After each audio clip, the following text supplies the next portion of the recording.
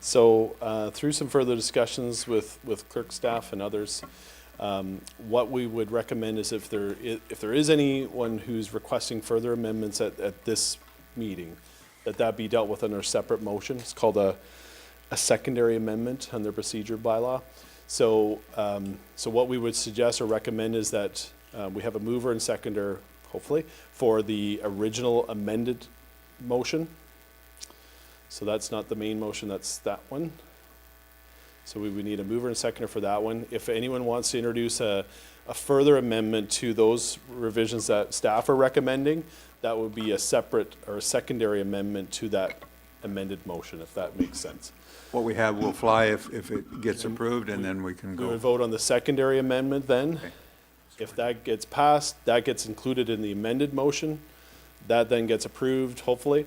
Right. And then you go Okay. back to the main motion to approve the motion as amended, You're here to guide us through. All right, so. hopefully with clerk's staff support for sure. Yeah. In terms of the other question, in terms of if councilors aren't aware of what changes they may want to request and may want to do so at the October 11th session, what we would recommend is that you, at the end of this meeting, put in a notice of motion as a placeholder. You can always withdraw that. And then we can deal with that notice of motion then prior to the agenda going out next week. Okay, so the motion is up above, and the motion is that the main motion be revised to add, according to what's up there. I need to put this on the floor. Councillor Klumpus, Councillor Patterson, it's on the floor. Any further discussions with regard to what staff has suggested? Seeing none? Okay, so this is the point, if you wanted to make a secondary amendment, that you would move that. That's correct. Okay, Yes, Councillor Pringle. thank you, Mr. Warden. I just wanted the clarification, but yes, I would be making a secondary amendment to the motion to increase the, I know the original asked for 5.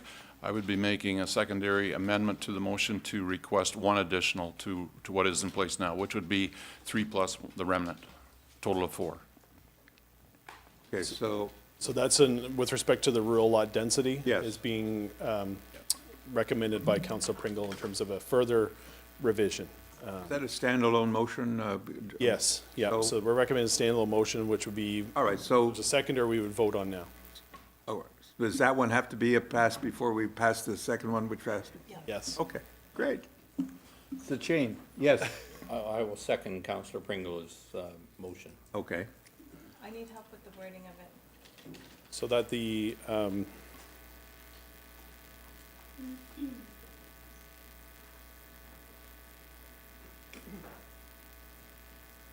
Also be amended to include rural lot density intensification To to, refer to the section in there would make it simpler. Yeah.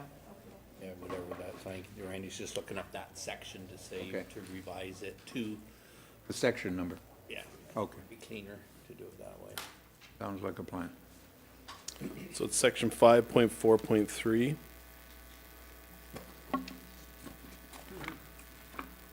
Consent policies. Rural consent policies.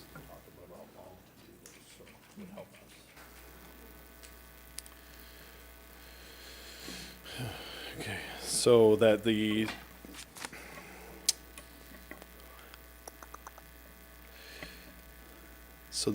table 9 actually would be adjusted to increase the number of permitted rural lots or maximum lot density, something along those lines, sorry, from 2 to 3 lots for an original township lot size of 40 hectares.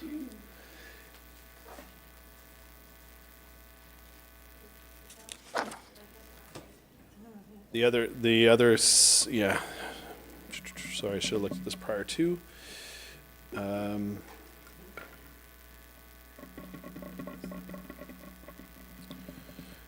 The way we've structured right now is it's in a table. So it'd be, yeah, 2 to 3 lots plus the retained lot. It's important to add that, yes. Right.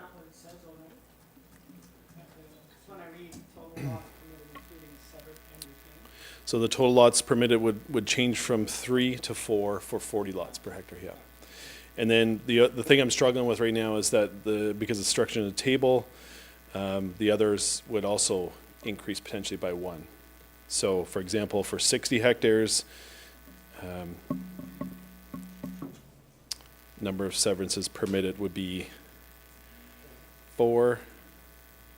Total lots would be 5. For 80, it would be 5. Total lots would be 6.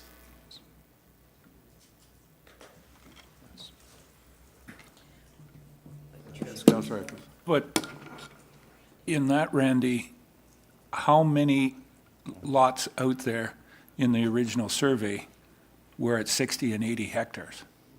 There's not very many.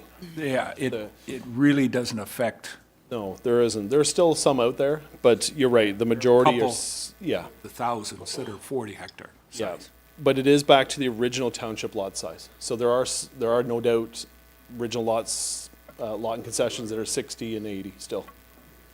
So this is covered? Does it make more sense if we just put the table in the Yeah, motion, I think?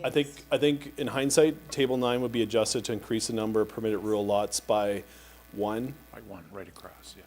Yeah. For 40, 60, and 80 hectares. Did that not read original township lot size? Yes. Not individual? Should be Yes. original. Original is Or right. the, yeah. sorry, Kathy, the original township lot size.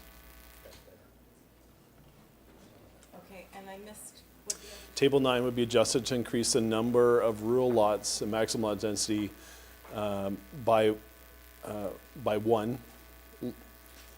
One lot for 40 hectare, 60 hectare, and 80 hectare original township lot size. Just put 40 comma, no. oh. 40, Yeah. 40 comma 60, yeah, Hectares. And 80 hectares. original township lot size. Okay. So, oh, sorry. Said in a second. Any, yeah, John McKean, you have a question? Thank you. I have really severe concerns about this. I think that this is going to really affect the rural character of Grey County, and in particular, the eastern part of Grey County, because I can see, we always talk about how expensive farms are and how, the youth can't get into them. This is going to create a significant impairment for young farmers, because people that are selling in southern Ontario and moving up to our area are going to take a look at this, and it's going to drive the price of farmland out of the reach of even what we think now as being exceedingly expensive, because they're just going to divide it into rural lots. There's going to be 4 lots on 100 acres. So then a lot of people are going to take a look at that and say, okay, well, I'm going to get my lot to build my mansion on. I'm going to be able to sell 3 of the other ones. And once you do this, then you also bring into effect the, when you have neighbors that are still trying to farm with people that are living in mansions. And it will create unbelievable tension in the rural area. And if there's some way that we can do it so that certain areas of Grey County that maybe wouldn't experience this to the depth that we're going to experience, I'd be fine with that. But to have this carte blanche across the whole county, I really truly believe we're going to lose the rural character of eastern Grey County. Randy, you want to comment on that? And then I'll take other comments. I guess through you, Mr. Warden, I guess some of the comments that Councillor McKean raised is I guess some of the reasons why staff are not recommending this approach. If this does get passed, municipalities do have the option to be more restrictive in their local official plans. So it wouldn't necessarily be carte blanche across the county. It would provide the option to the municipalities. Municipalities would have the option to be more restrictive, and we have some municipalities that already do that. That restrict the number of rural lots in the rural area, less than what the county has in our official plan today even. So that option would be available to local municipalities to be more restrictive in this policy area. So it wouldn't be a carte blanche. Municipalities would still have the option to be more restrictive than if this were to proceed. Yes, John? If I could, I understand, Randy, what you're saying, but if you have somebody that has bought one of these and they have enough money, they are going to get it put through. And it's going to, in my view, it is going to start to urbanize the rural part of Grey County. And I truly believe this. And that's why that, I will not be voting in favor of it. I think that 3 is plenty. Like if you go to places in Grey County where have been 3 severances it's already takes almost that urban feel. And to have it one more is not going to be helpful. Councillor Greenfield? Thanks, Mr. Warren. Just for a point of clarification, when we're talking rural lots, are we talking rural designation, or are we talking ag and special ag, or is it just rural designation? Through you, Mr. Warden, this would just apply to the rural designation. Lands are designated rural.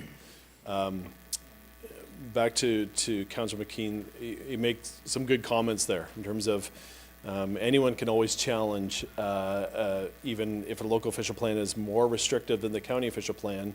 Some of the tests now under the Planning Act are, does it conform to the county official plan? So someone could always argue and challenge that at a tribunal in terms of, although it may not be conform, say, with local policies, it would potentially then conform still with county policies, and that's one of the tests now under the Act. Any other comments? Councillor Bell? Thank you, Mr. Warden. Randy, I just thought of something. I don't disagree with everything that Mr. McKean's saying. The question I want answered, does that mean that all these lots will be allowed to have garden suites on them also? Through you, Mr. Warden. So we pretty much have permissive garden suite policies, and we leave it up to local municipalities in terms of identifying if you permit garden suites in your settlement areas and or your rural areas. So we have, again, some municipalities that permit them today. Some municipalities only permit them, say, in their settlement areas. So we would leave that up to local municipalities still to allow for whether or not they would accept garden suites in rural areas or not. What we would recommend is if you're in a settlement area, to not do garden suites anymore, to do them as secondary units, make them permanent, because then it goes back to providing a supply of attainable housing that we just heard about earlier this morning. So what we are recommending is if municipalities are contemplating it, at least look at in your settlement areas, don't consider garden suites, look at them as second units, make them permanent. Okay, and if I might, Mr. Warden, real quick, so that, and I don't disagree with that, recognizing sewer and water is the key there. But in the rural, to have a heavy concentration along of 3 additional houses along the front of a 100-acre property, however many rod wide that happens to be in that particular municipality, could have a bit of a cookie cutter effect, and then if you start putting up garden suites on those, I'm just kind of worried what that's going to look like. Yeah. Leave it at that.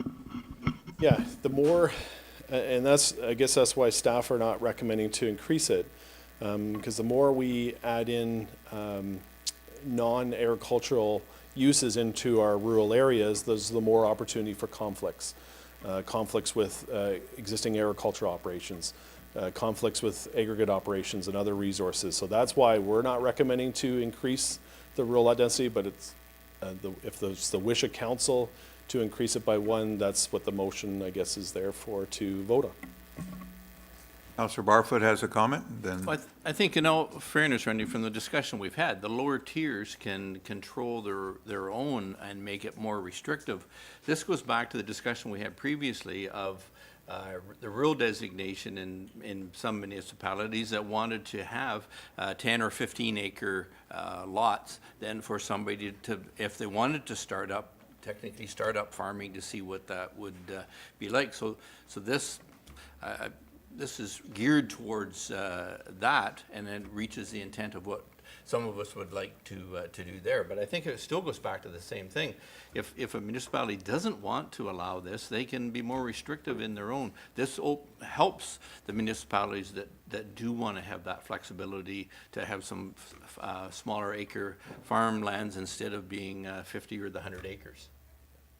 Caution is, Yeah, absolutely. Municipalities can be more restrictive in their local plans. but I think you also indicated that LPAT would if somebody wanted to do an official plan amendment at the local level, would Sure. refer to the county plan. Yeah, someone can always challenge that, right, in terms of whether, whether that's in conflict with, Right. with the local official plan. Is there a restriction, might I ask, is on the size of the lots? You know, you say you've got 4, but can you cut the pie in 4 in quarters? You can. Yeah, so the only restriction we have in terms of the size of the lots is we want to see minimum of 2 hectares. So anything, or not 2 hectares, 2 acres, sorry, 0.8 hectares, sorry. 2 acres. Anything beyond that can be considered. So you could, even under the policies today, that's 2 plus the retained. If you have a parcel that's under that density, you could create a 10 hectare, 15 hectare lot size to allow for that, say if someone wants to start up a smaller farming operation to, as a farm startup, there is that ability today. It's just the density is 2 plus retained. What's being recommended is essentially 3 plus the retained. Okay. Councillor Hicks, and then Councillor Pringle, you had a comment as well? Hearing that if we make the changes as proposed to Table 9, that the municipalities can be more restrictive. My question is, if we leave it alone, as in the draft, can municipalities be more permissive? Through you, Mr. Warden, no, because then we're definitely into it not conforming to the county official plan. There would be a conflict then. Okay, that covers that. Councillor Pringle? Well, thank you, Mr. Warden, and thanks for taking this into consideration, Randy. But I just want to go back to the open houses and the public meetings that we had. And the message came loud and clear that the young families, and it doesn't have to be 25 acres. Just because there's a parcel of 100 acres doesn't mean they have to be broken into 25-acre lots. They can be the smaller ones, 5 to 10 acres. And that's what the request was, that young families wanting to start out where kids could have an opportunity to maybe have a few animals or even take part in 4-H or something like that, that they could have something on their property. So that was coming out loud and clear in the public meetings and the open houses. So that's why the request is here. I understand that, yeah. Yes, Randy? And through you, Mr. Warden, so that, again, that option is available today to create even the smaller farm sizes. The limitation is 2 plus the retained under the current plan. So this, if passed, would, I guess, allow for more opportunities where, to create those lots. And it's up to council if they wish to do so. Right. Councillor Frostbrook, you had a question? I too am uncomfortable with sort of having this conversation on the fly, if you will. And I guess I just want to clarify at this stage before we get into, another main motion or whatever the case may be. So we're allowing what's referred to as a secondary amendment. And if somebody wants to do the same on the 11th, that requires a placeholder notice of motion. But how is that different from what's taking place right now? I'll defer to the So people that- just to take it a step further. So if I need to make a notice of motion in order to get onto the agenda for the 11th with any proposed amendment, does that mean that my notice of motion has to be surgically crafted and there won't be any other discussion that might ensue in any potential amendments at that time? Because this is what we're doing now, why wouldn't we allow it later?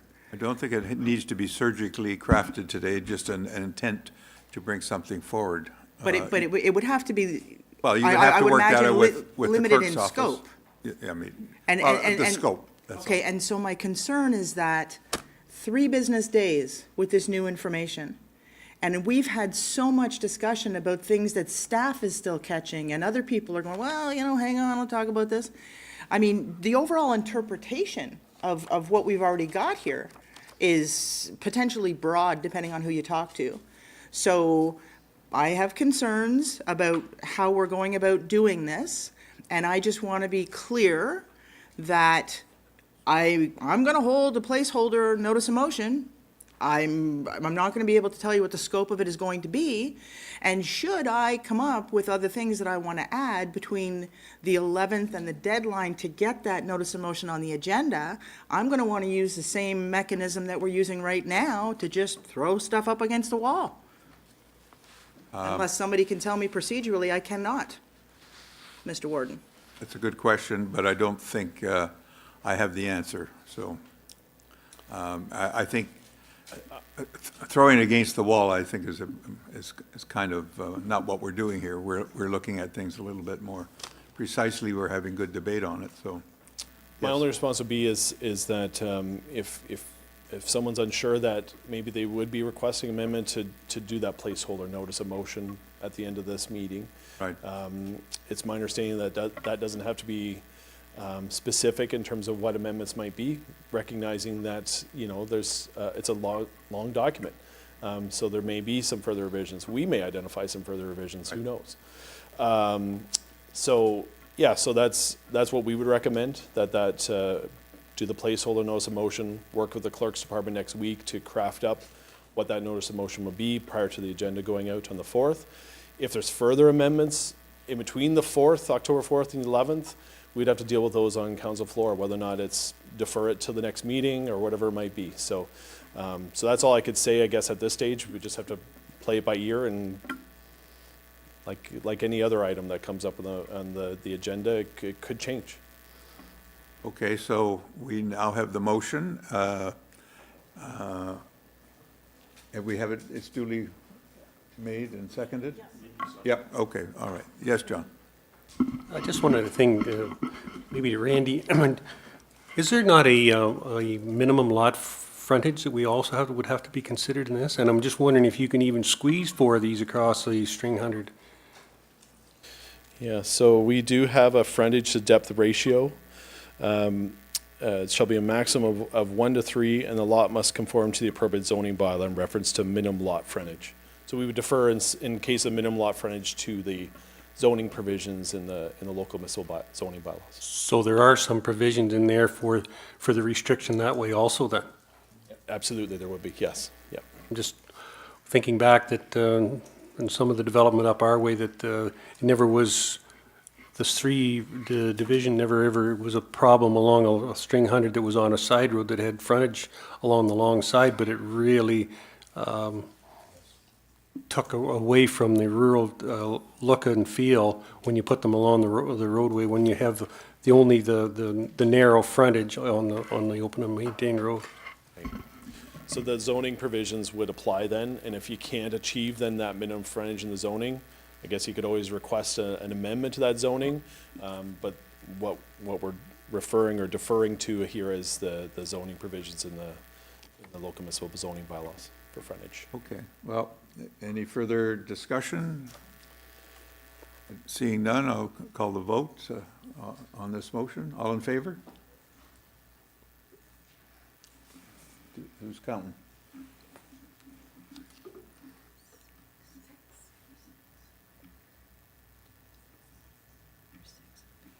You're 6 in favor. 6 in favor? Opposed? 6, 7. So the motion's lost. Yeah.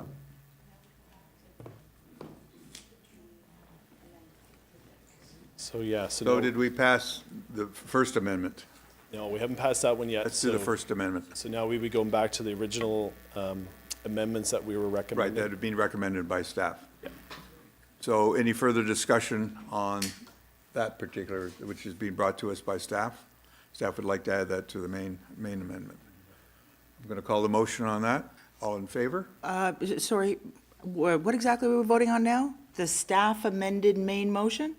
Yeah. The Well, that's the first, amendments to the main motion, so those are the 4 that the main proposed motion be changes. revised to add, which we've seen before. Right, okay.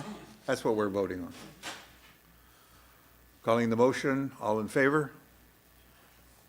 I think that motion is carried. Okay, so go back to the main motion now, which is going to be revised to add the amended. To amend the main motion.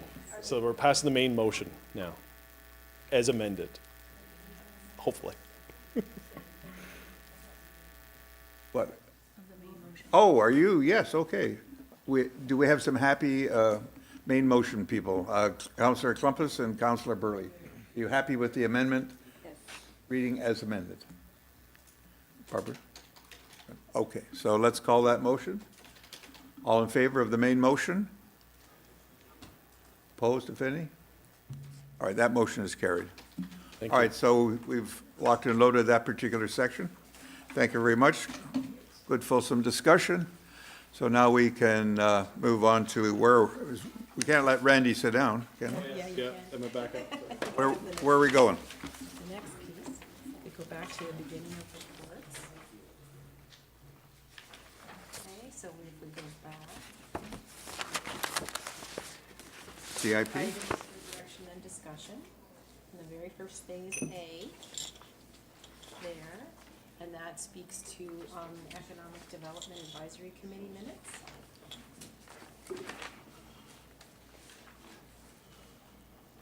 You with me? Page 2?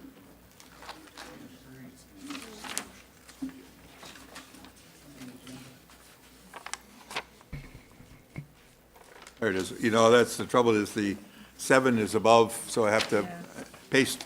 Now I understand. All right, got it. So now we're up for items for direction and discussion, which starts on 2 and moves over to page 3. Okay.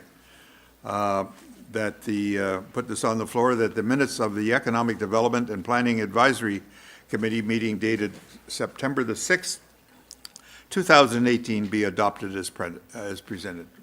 Councillor Greenfield, Councillor Bell, any discussion on that particular meeting? I will just say a couple words. Yes, if I may. yes. CEO would like to speak on that? Thanks, everyone.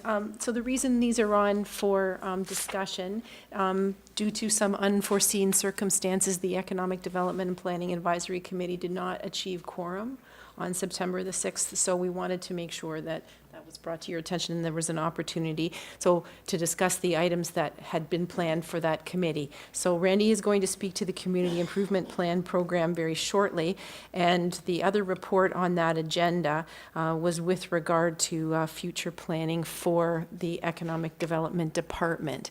So first, yay. As you know, we were successful in our negotiations with the Sydenham schools, so as you can appreciate, now we're into a new project and there'll be some significant work involved in moving that forward. The Economic Development Group, now that Savannah is on her leave, Steve Furness will now for the next 6 months step up into the Manager of Economic Development role.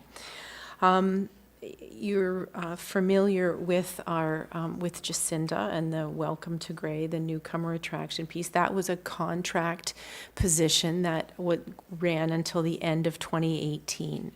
You'll also recall that earlier this year in June, we had a retirement in MJ, who's retired from her work at the county. So the intention is to, in the 2019 budget, transition that position that was with the Welcome to Gray into an economic development officer position, and with the resources that came from the former administrative position, move that into a full-time economic development officer.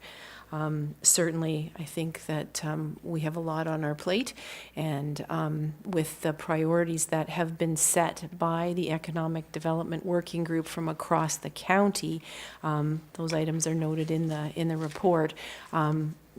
They will be very busy then moving forward if they're going to continue to execute on investment attraction, the business succession mapping, continuing to work on labor force development, et cetera, as well as taking on the Sydenham project. So that's where we are. Wanted to hear from you if you had any questions or comments about that. Otherwise, that's the change that you will see when the 2019 budget comes forward. Thank you for that update, Kim. Any questions, Councillor Eccles and then Councillor Frostbrook? So do I understand with the retirement of Mary Jane that just, Just that position would be transitioned Yes. into another one, and then we would be hiring an economic development officer. Well, So there's two to replace MJ. no, one. Anyone? One. We're going to transition that earlier administrative position, use the resources that were assigned to that to support the creation of an economic development officer, and then the contract position that we had for Welcome to Great will change, that person will move into an economic development officer position. And Mary Jane's job description was a, what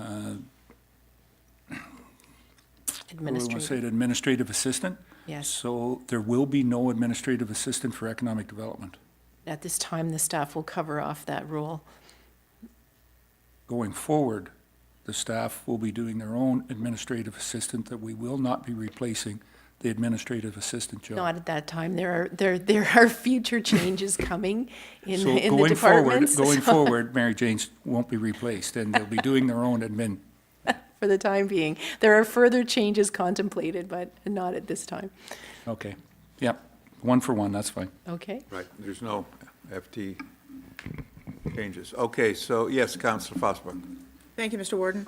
So, the Economic Development Planning Advisory Committee meets at 7:30 in the morning, as we all know. The meetings are not often pre-scheduled per the minutes from the previous meeting, and we don't have the option to sign up to be notified of when these meetings take place, and the meetings are not video recorded, and so it's a little challenging to keep up with what goes on at such a busy and important committee. So, I guess maybe two questions. Who is the working group? When do they meet? Is it open or closed? And two, there was a Planning 101 session that took place on August 24th with stakeholders that I don't know who was included. I would have loved to have participated as a learning opportunity. So is there a better way to enable people to participate in these meetings when they want to? And this working group is who, and how does that work? I think Kim could explain it. The working group is your municipal representatives. So that is the people from each one of our member municipalities, with the addition of people from Collingwood and the Business Enterprise Center there. So this is a staff level group that's coming together to share the priorities that each one of your individual councils have set for your own staff, and ensuring that there's really solid coordination between the direction that the county's intending and what your individual councils have intended, so that when we create a work plan, which will then be reflected in a budget for next year, there's solid alignment. As far as Planning 101, again, this was a staff session. Have there not been, or there could be, a 101 session for incoming council? Yeah, definitely we can plan one for sure. The one that was in August was for local municipal staff. So we had some of the agenda items included this community improvement plan program, which we'll be giving an update following this item. And there was Western Ontario Wardens Caucus, and Bruce Power was there as a presentation. So, but it was designed specifically for local municipal staff. Does that answer your question, Councillor Fosbuck? Somewhat. How would I know about the attendance from Southgate at the working group meetings? I guess Glenn could provide that information to you. So if I'm not hearing it from staff, then I'm just not going to hear it? Like, there's no minutes, there's no record? I'm just asking. The working group, that's the kind of the foundational work that then is brought forward in the form of a report or some action, but that the next step for that work is to come to the advisory committee. Okay. And so last question, the working group has been meeting for how long now? I think that's been established probably, I want to say 2 years. Yeah. Okay, thank you. Yes, Councillor Hicks. With Jacinda Jacinda's move to an economic development officer's position, what will happen with the newcomer initiative? Question? Well, as you say, that work was that specific project and the specific deliverables associated with it, that came with provincial funding. So there will be a report coming back to this council about the status and the outcomes of the work undertaken with those grant funds. And Jacinda and I talked about that as potentially either at the end of October, beginning of November. And then going forward, I think recognizing that work simply can't stop. As an economic development officer, then that will become continuing on with that work will be part of that role. So it will move into the economic. That's development, correct. Yes. portfolio. Yeah. Right, okay. Okay, that's, everything else okay on that? All right, so, all in favor of that motion? Motion is carried. Okay, the next one is that the report PDRCW 3218 regarding the Community Improvement Plan Program be received, and that staff be directed to work with local municipalities to finalize the Community Improvement Plan Program and to incorporate any budget considerations to implement the Community Improvement Plan Program as part of the 2019 budget. Randy? Would you like somebody to move that, Mr. Warden? Oh, it's on the floor. Who wants to? Burley and Fosbrook. Okay, thanks. Thank you, Mr. Warden. Unfortunately, I've lost some of my colleagues. So, as of course, you know that Savannah is off now. She's been an instrumental part in bringing it to this stage. We also, our student planner, Helen Logren, was also very instrumental in helping us to develop a draft community improvement plan program, which is currently in the hands of your local municipal staff, and we're waiting some comments and feedback on. So I want to give thanks to them. And then Steve was going to be also assisting me with this presentation, but he had a meeting this afternoon, so it's just me, unfortunately. So please bear with me. So what is a community improvement plan? So you've heard about it before. It's a tool where municipal planners and economic developers can work together to develop policies and provide incentives targeting specific types of growth and investment. So why do we do it? So the CIP program it's meant to enable and boost development momentum across the region. It's to have an inventory of investment-ready properties. We've heard time and time again that we need to have shovel-ready properties ready to go for any future growth opportunities and development opportunities when it comes to, say, employment area type land uses. We also want to enable prioritized development. I'll get into some of the priority areas that we're recommending. At the end of the day, it's growing the assessment base is one of the ultimate objectives in terms of why we're doing the CIP program. We have some great examples. We have some CIP programs that already exist in some municipalities today. Hanover has some great success through their community improvement plan program. This is some examples of some pictures. I don't know a lot of the details about these projects, other than to say that there's been $215,000 in grants from that municipality, resulting in just over $750,000 improvements in downtown properties. So it's just to give you an idea of some of the success stories of implementing these community improvement plan programs at the local municipal level. Here's some other examples: the Shante Coffee, H&R Block, and some other facade improvements and signage improvements that have happened in Hanover. Own Sound has a community improvement plan program as well. One of the good examples of utilization of the CIP was the Family Health Team building. Most people, I'm sure, are familiar with that. 7,400 square meter office building on former brownfield land. So some brownfield and vacant land tax incentives were offered for that development. And over the course of 10 years, the tax rebate has come to $877,000 in tax refunds.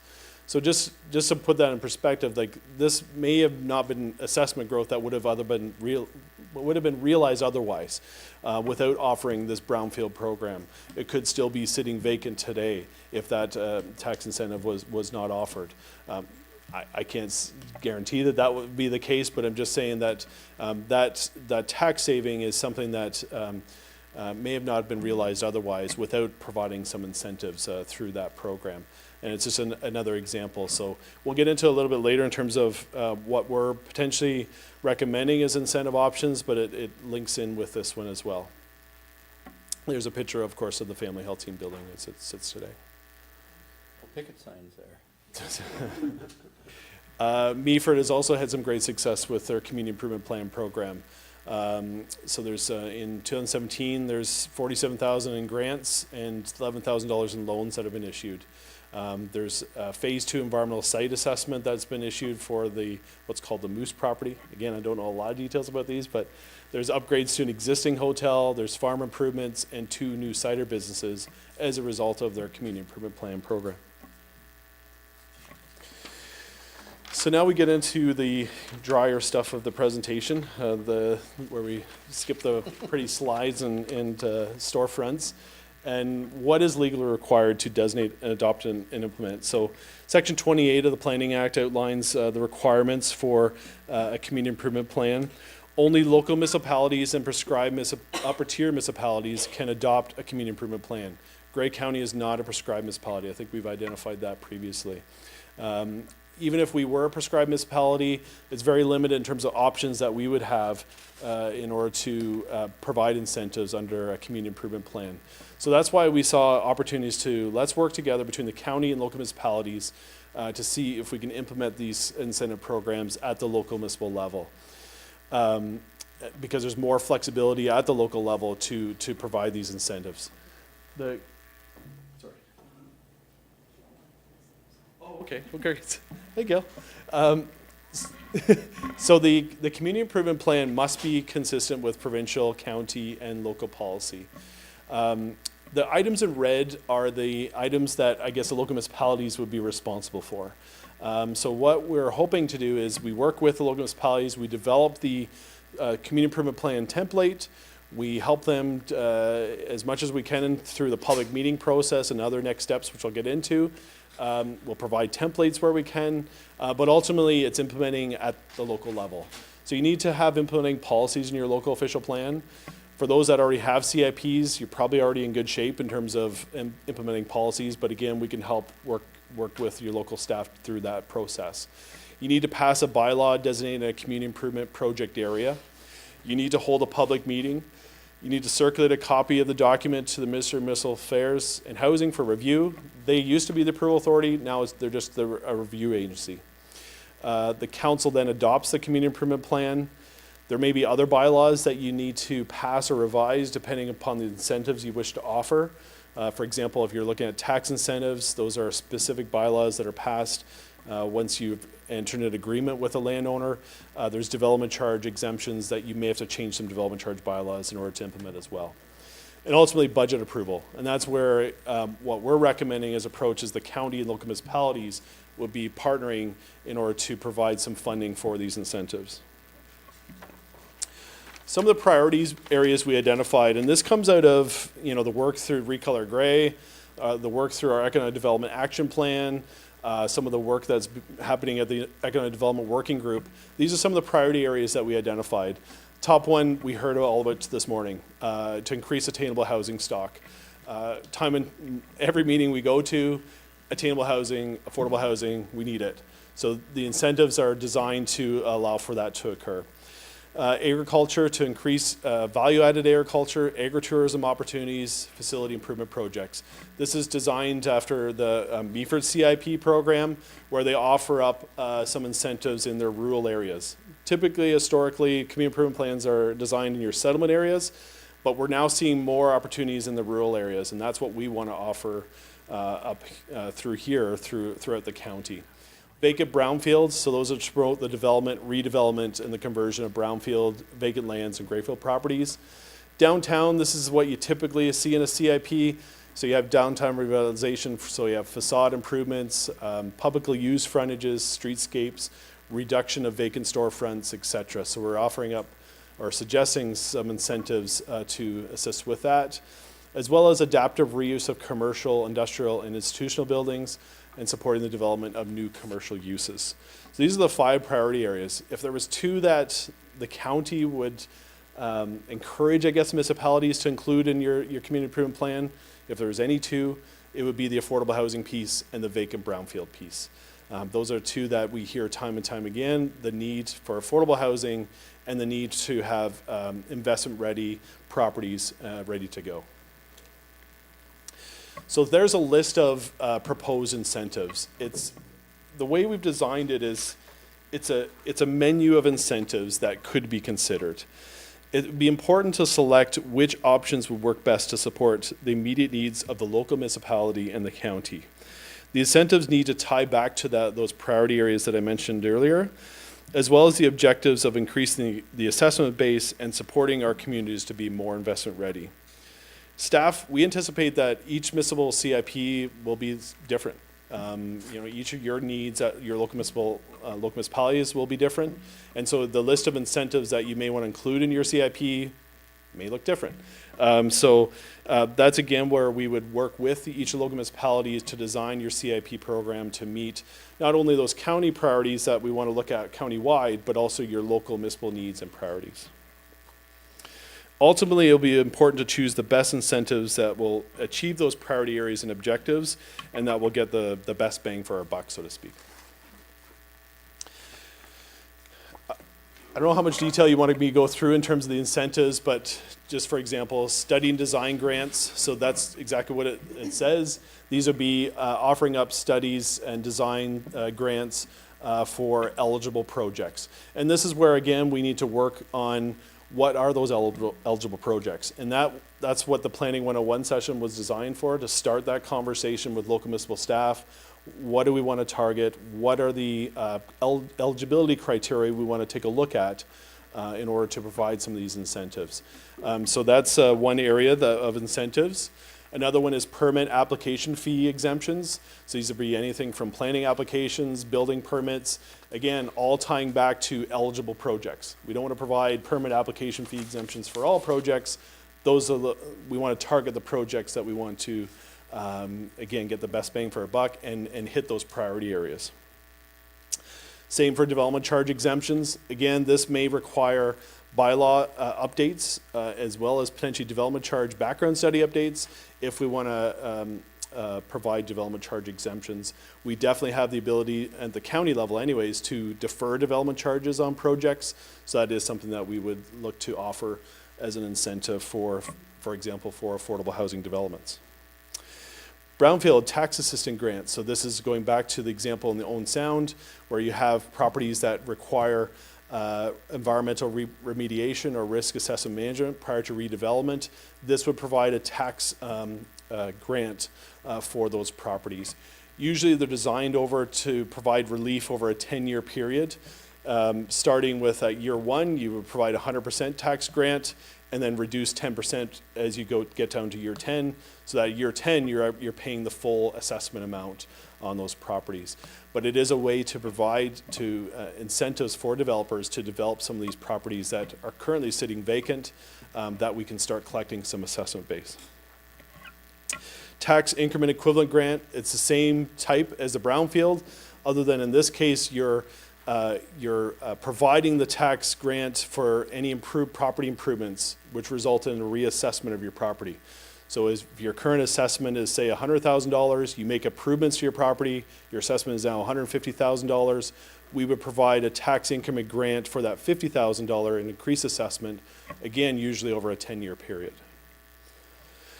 Vacant lands tax assistance grant. This is similar to the brownfield, but this targets properties that don't have to be brownfield. So there could be just vacant lands today that, again, we would offer a tax assistance grant or potentially a tax assistance grant. Heritage property tax relief. This is for properties that have heritage buildings that are designated under the Heritage Act. And so this would be something where I know that Owen Sound already offers this program. So this would be something if Owen Sound wishes to utilize some of the funds that we're proposing to each local municipality, they could use those funds to help offset some of the costs or property tax relief for heritage properties as well. Housing rehabilitation and conversion grant. Basically, that's exactly what it says. Rehabilitation of previous either residential units or the conversion of commercial residential mixed-use building spaces into affordable residential units. So this one speaks to specifically that priority area of achieving more affordable housing. So this is a grant that would be designed for that. Surplus land grant, so you heard the presentation this morning, and again, we did not design this to follow in the heels of this presentation, just worked out that way. But one of the recommendations was to offer up surplus land. So we're suggesting that if the county or the local municipality has surplus land, we could offer it up through this community improvement plan program for builds like affordable housing. Building and land improvement grant, exactly what it says is it's where encouraging the rehabilitation, repair, and improvement of buildings and lands for commercial, industrial, ag, or value-added agricultural purposes. And again, it's a grant to provide some of those improvements to either buildings or land. Startup space leasehold improvement grant. This goes back to, where we have some maybe vacant storefronts, and to assist new businesses and startup companies to set up shop by providing grants to property owners and tenants for financing of leasehold improvements or accessibility improvements for commercial space. So this is a grant that would be specific for that.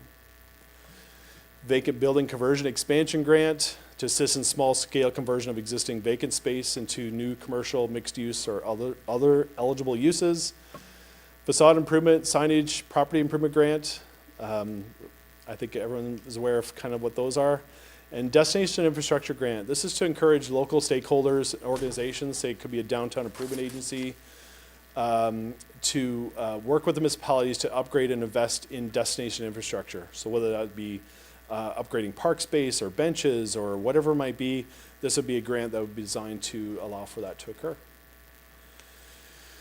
So what we propose and we put in the 5-year capital is that there will be a cash contribution is what we would recommend starting in the 2019 budget year of $20,000 per municipality. We would look to do that over a 5-year period. We may recommend extending that depending on the success of the program, but that's our initial recommendation at this stage. The county will also participate in the county tax portion of the tax increment grants that I mentioned, and provide relief to planning application fees and development charges as part of the CIP program. Surplus land would also be offered up as determined by the CIP program. In terms of member municipalities, that's where you'd implement and administer this community improvement plans. As the county, we're suggesting we don't want to be involved in terms of the administration of the CIP. That's under your control, so we want to we're suggesting to provide the funding, and then the member municipalities would manage and administer the program. And then, of course, the other key component is the private sector. So they will apply to the municipality based on the eligibility criteria, and in most cases, co-fund initiatives. Usually these aren't 100% funded. There's funding that the developer or private sector brings to the table, and with some incentives offered to help support those developments. One of the key things that we talked about at the Planning 101 session is the importance of measuring our return on investment. That way we can start sharing some of the success stories, or hopefully the success stories. So we're working on a template to develop an annual report card. So before we even start implementing these CIP programs, what data do we need to start collecting so that we can really bring back a report to council and our local municipal councils to say, hey, here's what's happening. Here's the return on investment. By offering up X amount of dollars, we're getting this much in return. So that's something that we want to work with local municipalities on. We also want to help market and promote the CIP program. Again, talking about the success stories and promoting priorities, and when you're proposing intake applications for these different incentives. So we've circulated a draft of the CIP program to local municipal staff. We met with them on August 29th, some local municipal staff. We're also meeting with your finance staff tomorrow. So we'll be going through a similar presentation with them today, but getting more into budget implications in terms of this program. So we're trying to engage as many people as we can before we start finalizing the overall draft of the program. Once we have that finalized draft CIP program, we'll bring that back to council for consideration. And we also, as mentioned previously, we presented to the EdPAC group as well. So next steps, presenting to the finance folks tomorrow. We'll finalize a draft of the CIP program based on all the local municipal staff comments and present to council. We'll finalize the individual drafts of the community improvement plans with each municipality, working with them. The local municipalities will hold the public meetings, they'll circulate to the ministry, they'll look for council approval, and we're hoping that in terms of implementing this, we're looking at about 6 to 8 months, hopefully with some municipalities being ready to go in the spring of 2019. In some cases, for those that have CIP programs, it may be just updating their community improvement plan. Or in some cases, it may be just taking the funding that we're recommending or will be recommending in the 2019 budget and applying it to their existing incentives and offering up more opportunities for developers. So in some cases, it may be very easy for local municipalities to adapt. In other cases, we may have to look at local official plan amendments and other things, so it may take a little bit longer to implement, but we're willing to work with each local municipality to make it happen. Happy to take any questions. Okay. Yes, Anne Marie. Thank you, Mr. Warden. Thank you, Randy. Looking at the relevant portion of the OP that talks about community improvement plans, do you anticipate that the wording that you've got in the OP is locked in, irregardless of these ongoing discussions and whatnot? Through you, Mr. Warden, yeah, and we made some additional revisions to the one prior to committee recommending adoption, just to make sure it aligns with some of the incentives that we're proposing. That way, we don't have to go back and amend our official plan in order to allow for us to offer up these incentives. And that's where I think only Chatsworth at this point doesn't have a local official plan. There's some municipalities that also don't have local official plans in the rural area. The county official plan would then act as the implementing official plan. So we wanted to make it broad enough and flexible enough that we can offer up these incentives based on the current wording in our proposed official plan. Even our existing official plan, though, we have wording that would allow us to still proceed with offering up these incentives. But we wanted to make sure it's clear in our new plan that this would align with the proposed CIP program. So you don't believe that this wording is going to have to change? No. Okay. In fact, municipalities could utilize that, or we're proposing utilize that as a template to implement in their official plans if they currently don't have wording in their local official plans. Okay. And so the other question is, what do you mean by value added? So value added would be probably going back to some of the examples in Meaford where, for example, there's the 2 new cideries that they have. So these would be value added in terms of value added agricultural uses like wineries, cideries, some processing operations for agriculture, say if it's pressing apples or whatever it might be. It's a wide range of list. What we would recommend is we tie it back to some of the work that Philly's been doing in terms of the overall supporting the agricultural network or the system and providing incentives that would help support that system or that chain of system. So do you actually have a list that summarizes what's included in there? We don't have a list, and that's where, again, we would be working with the municipalities to maybe the municipalities want to provide a list as part of their eligibility criteria in terms of what incentives you would want to offer or what eligibility criteria you'd want to offer. So again, that could vary, that list could vary, but that's something that I would see or recommend, I guess, if we're going to be supporting value add. So thank you for that. Part of the reason I ask is because I haven't seen that language in the Planning Act nor in the provincial policy statement. So that's new language that we're going to use and establish how it's going to be interpreted. Yeah, no, I think it ties back to agriculture-related uses in some cases. It also could tie into some on-farm diversified uses. Well, I'm a little concerned with the could. Yeah. So I'm just looking for as much clarity as possible. The reason I'm saying could is because, again, local municipalities would identify what that list is. So we're not saying take whatever it is, table X in our official plan, which is the list of all those uses. Yeah. It's, again, probably a menu option of what uses you'd want to provide incentives if you were going to offer that incentive program. Thank you very much. Yep. I can, Randy, if you, the OMAFRA website actually has a page devoted to value-added, beyond production agriculture business information bundle, and And adding value takes many forms. So they talk about agritourism, specialty crops, bioproducts, direct marketing, fiber, community-supported agriculture, organics, and small-scale food processing. So the province has done a lot of work about what value-added agriculture is, and I would kind of defer, I think, to some of that, at least as a starting spot. Thank you. Okay. Any other questions? Quite an extensive program, exciting, so.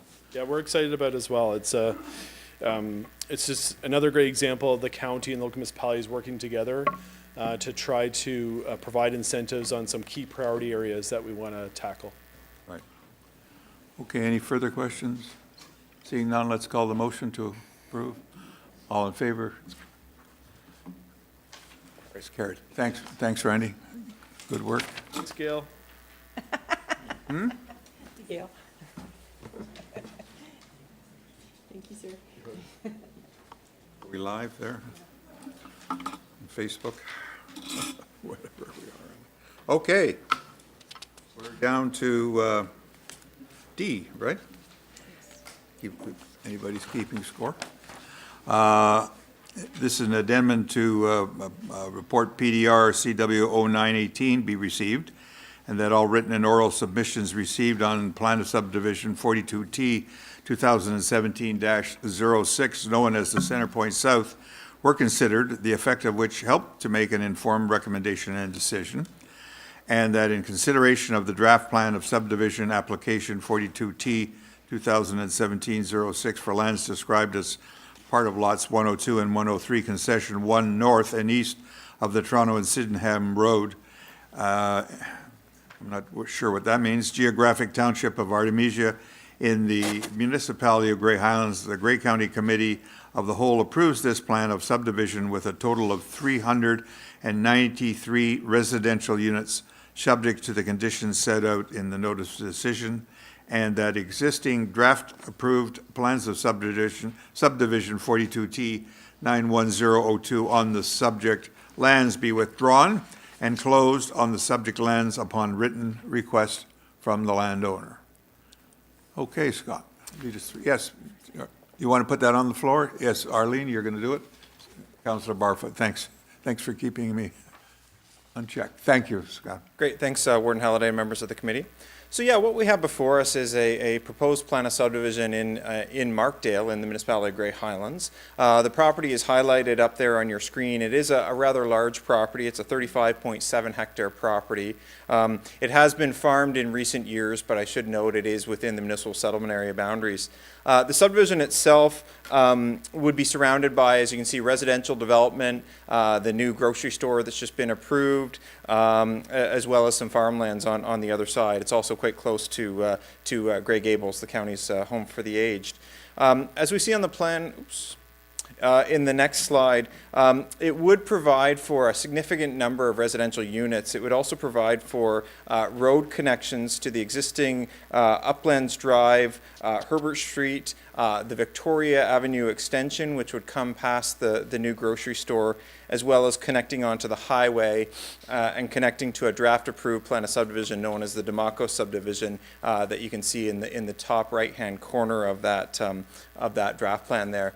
I should note that when this was originally circulated, the plan looked a little differently, and as Randy mentioned earlier, I believe this morning, there was some detailed feedback on this plan from the Blue Water District School Board in this regard, with respect to making sure that their plans for the future rebuild of Beavercrest Community School were in place, and because they were still at the planning stages of what this school site would look like, they wanted to be sure that there was maximum flexibility on the site, depending on where they wanted to rebuild and depending on what the transportation connections were to look like there. And I will say that this developer and municipal staff have been very accommodating in that regard in working together with the school board to try to come up with a solution there. There was the requisite studies done on this one. I would point out the fact that a traffic impact study was done here, and the traffic impact study in this case was required because of a significant number of residential units, but it also considered the cumulative impact of other developments in the area, both residential, but also the new grocery store development. We had a spirited public meeting on May 9th at the municipality in this, and we're lucky enough to get lots of feedback in that regard. I should also point out, maybe just back on this, that there is a significant amount of parkland being proposed in this development, above and beyond the 5% minimum required by the Planning Act. And I would also point out that it's not all in one big block. It is distributed through the plan of subdivision. So from a staff perspective, that's a real asset to this development and should be a positive impact on the community in that regard. We did have comments from most of the agencies we would normally hear from. As I said, the only one that was a little bit different here was the Blue Water District School Board. We had some comments from the Ministry of Transportation noting that they do support the development, but they don't see the need for a new signal on the highway at this time. As such, we've included some wording in the draft plan of subdivision conditions that would consider signalization in the future, and I know the Grey Highlands has worked very closely with the developer of the grocery store on that as well. We heard comments from a number of members of the public, some with questions, some with concerns, and some actually came out in support of the development as well, so that was nice. They had comments ranging from what would the timeline and phasing for this development look like. I'd say the majority of the comments had to do with traffic and whether or not this would become a shortcut between Toronto Street, the highway, and Main Street. Would there be any loss of parking in this area, either for the churches or even on Main Street if they have to accommodate new lanes in that regard? There was questions about what the subdivision itself would look like, whether we're looking at, as some put it, a cookie cutter subdivision, or would it be a little bit more visually interesting? What would the cost of the homes be? Questions about impacts on the environment, and also questions about active transportation pathways. So will there be sidewalks and will there be bike paths? And so lots of good discussion. When we worked with municipal staff as well as agency staff and the school board, there were some changes made to the plan to accommodate both sidewalks and where there weren't going to be sidewalks, in some cases, there'll be trails cutting through. And a key emphasis in this regard was ensuring that anybody living in this area has a safe pathway to the school. We really want to, as much as possible, help ensure that kids can walk to school and families can walk to school in that regard. The traffic study that I mentioned earlier was peer-reviewed by the municipality's engineering consultant in that regard, and so they had some good detailed comments on that. It was noted that there will be additional parking provided for the churches, so they won't lose any of their parking in that regard. Through this subdivision, there'll be connections to a number of existing streets as well as the proposed street in the Demaco subdivision. So staff are satisfied that the connectivity will be good there. With respect to the cut through, if you will, making sure that it doesn't become a shortcut to get between the highway and the county road there. They can look at additional details in the subdivision agreement, whether or not they wish to put in any traffic calming measures in that regard. You could do anything from signage to in theory, if they wish, speed bumps. But there was no silver bullet solution, if you will, on that at this stage. The one other new factor about the subdivision that perhaps this committee isn't used to dealing with before is through the conditions of draft approval and through the conditions that were supported by the municipality, servicing allocation won't be allocated at the draft approval stage here. So this very development was one of the impetuses for the report that was heard by the committee the whole 2 weeks ago in terms of looking at municipal flexibility on when they allocate that servicing capacity. The municipality does have adequate water capacity in this regard, and they're fairly certain they are going to have wastewater treatment capacity, but they are still awaiting an approval from the Ministry of Conservation and Parks on that with respect to optimization of their current treatment plant. As such, condition 7 of the draft plan conditions will look at allocating capacity down the road, either through future municipal bylaw or through capacity at the registration stage. And as is common with developments, the stormwater will be controlled on site, so there won't be excessive flows off site post-development. Based on the consultation and the changes that were made to the plan, staff are satisfied that the matter has regard for matters of provincial interest under the Planning Act, is consistent with the provincial policy statement, and conforms to the county official plan and the municipality's official plan. I should note there is one minor tweak being requested to the draft plan conditions, and subsequently we'd request that be reflected in the motion. To reflect the school board lands. So there's a clause in there currently at condition number 45 of the draft plan conditions that speaks to a 5-year option for the school board. So if they can get their plans sorted out, and if they need those lands or a part of those lands within the next 5 years, then they have those lands available to them. If they determine that those lands aren't needed, then the developer would be able to subdivide those into lots as per their original plan. So there would be an additional 13 lots there. And so we just want to be sure that this was spelled out in the draft conditions. And similarly, if those lands do get developed into lots, the other thing that would be put in there would be a walkway, again, to ensure safe connectivity to the school for people. So with the committee's blessing, we would be requesting a minor amendment to the motion in this regard.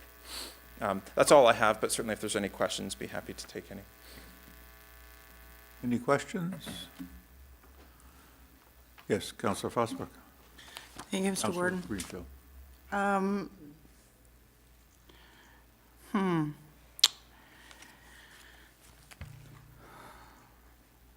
The 30% target of affordable housing, we don't have a mechanism now to actually demand that. Is that correct?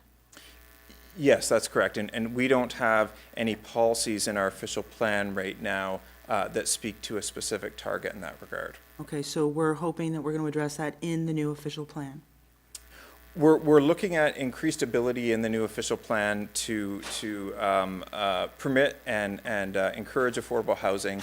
The new official plan in and of itself won't be as prescriptive as that in a inclusionary zoning perspective, to say that we can ask for, say, 30% off every development. But through the discussions we heard on the CIP and the presentation this morning, we're looking at sort of collaborating with municipalities and the development community to try to figure out ways to encourage this and look at reasonable solutions without formally saying every development shall have X, so to speak. And so, if I may, when you talked about the parkland and, you know, safe passage from school to the neighborhood and whatnot, we currently have the ability to demand those. Like, you know, if we want to have more parks, we can negotiate those. We can do things like say we want to have sidewalks, make sure everybody comes and goes safely. I'm trying to figure out how it is that we have some developments that, and to your point, it's a real asset. Some developments have these real assets and other ones, it kind of gets overlooked. Is there a gap there? Is it, you know, the developer says, hey, this is what I'm going to do, and we just go, thank you very much, and we don't ask for more? How does that work? That some deals turn out to be better for the community, for the residents than others? Through you, Mr. Warden. What happens is when a developer comes in to the county and the municipalities on what we call a pre-submission consultation basis. So they come in and say, hey, I'm looking at buying this land and I'd like to develop it for X purposes. One of the first questions they'll ask in that regard is, what's the municipality thinking with respect to parkland? So the Planning Act gives us two tools in that regard. One is that we can ask for parkland, and when I say we, I generally mean the municipalities, because it's the municipalities that end up taking care of and owning that parkland. Or you could two take the is cash. they can ask for the equivalent cash, and it is assessed on a site-by-site basis where a municipality doesn't otherwise have an overriding sort of parks and recreation master plan, if you will. And there are instances, let's say you were looking at a small infill development downtown, where you may not want that parkland. Or similarly, if we were looking at development that already bordered on a municipal park, you may not want additional parkland there. But there's other cases such as this where it's a large new development and there's not existing parkland immediately nearby, where the municipality might say right from the outset, we're going to need some parkland here. And the developer would then go and draw up their plans and submit them to the county and the municipalities. And it's not a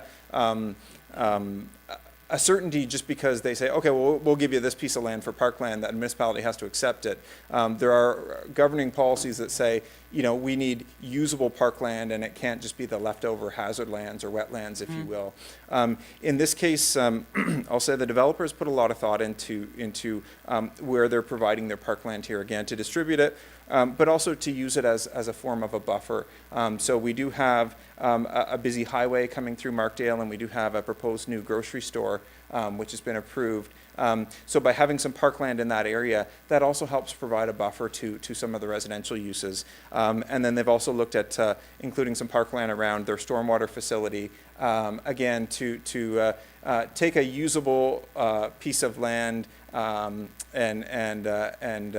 buffer the stormwater facility in that regard. So it is dealt with on a case-by-case basis, and sometimes it does come down to whether or not a municipality wants additional parkland in that specific area. So thank you for that. To be clear, it sounds to me like the lower tier owns it. In this case, unless they were looking at, say, condominium-style development, where the condominium corporation would retain ownership of the parkland, and so sometimes what we call that is privately operated public spaces, then generally speaking, the parkland would go to the municipalities in that regard. And so ensuring safe passage for school children in a new neighborhood is a lower tier responsibility, is that what I'm hearing? I'd say the safe passage falls on all of us, especially because we can be dealing with developments that have access on or off of a county road. We're quite often dealing with municipal roads in that regard, and in some cases, as here, also with provincial highways. So it's incumbent on municipal and county planning staff to make sure that that sidewalks and safe passage are provided there, for sure. Thank you. Yeah, Councillor Greenfield, sorry. Thank you, Mr. Warden. Through you to start. Thanks, Scott. The entrance to or from the DeMarco subdivision, does it exist yet? Are the roads in, the streets in for the DeMarco's subdivision? I'm just looking at the eastern two-thirds of this subdivision, and it's a bit isolated. Is that road, that access available? In this case, the DeMarco subdivision has been draft approved, so we know where the roads are going to be, but it hasn't been registered yet, and therefore the roads haven't been built yet. And so one of the things that would need to be worked out through the subdivision agreement with the municipality of Grey Highlands is the phasing plan here. And my understanding of their proposed phasing is they would start at the highway, if we're looking at that map, and move easterly. So that bit over by the DeMarco subdivision would actually be one of the last phases to be developed. So before we get there, they would have connections to potentially Uplands, Victoria, and Herbert, and that would be towards the end. And at this stage, the developer said they're looking at potentially a 7 to 8 year build out for the subdivision. We always take developers' comments there with a grain of salt, if you will, because in some cases you can run into a hot or slow housing market, which may speed up or slow down some of those projections. Yes, you go ahead, Norm. I just want to, congratulations to Markel. Seems to me this is your third subdivision in a month or more than now that's come down the pipe to the county council. And this is a town that a few years ago wasn't able to get its Tim Hortons. Now you'll be able to look at a Starbucks.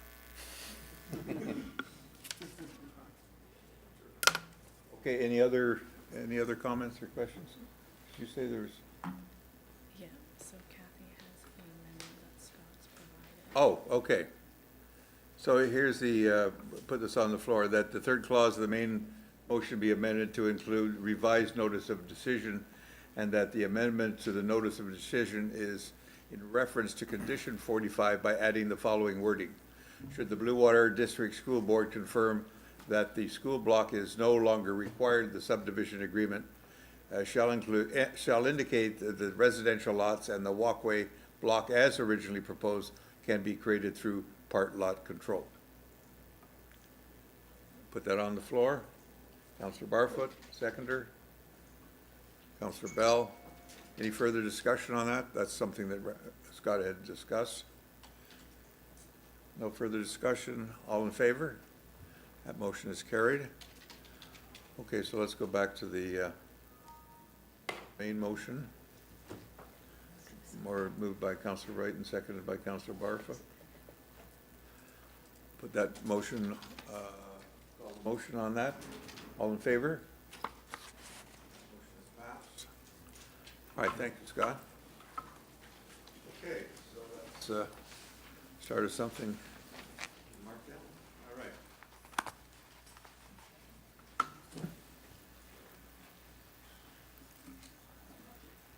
Municipal Asset Management Program application. E. Oh, sorry. Yeah. Kevin. That the 2019 budget process and timetable as set out in report FRCW 2018 be received.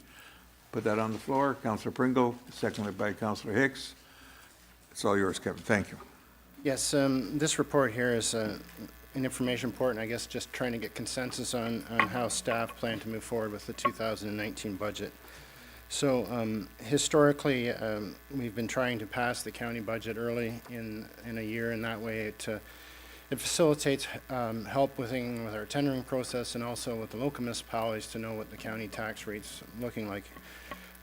With 2018 for the 2019 budget, 2018 being an election year, that makes it a little more difficult for us to do this in November and December. So what is being recommended here is that we will have a budget workshop day of Committee of the Whole on January 31st, 2019. And so the buildup will be that is that we've started working on the budget with Finance Department supplying staff with assumptions. HR supplied salary and benefit assumptions.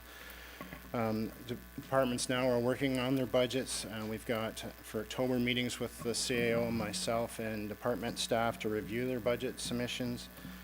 Once those are consolidated, we will go to the senior management team and discuss what the budget's looking at and what the priorities are and try to make adjustments as we feel needed and what are the priorities that we want to recommend to council.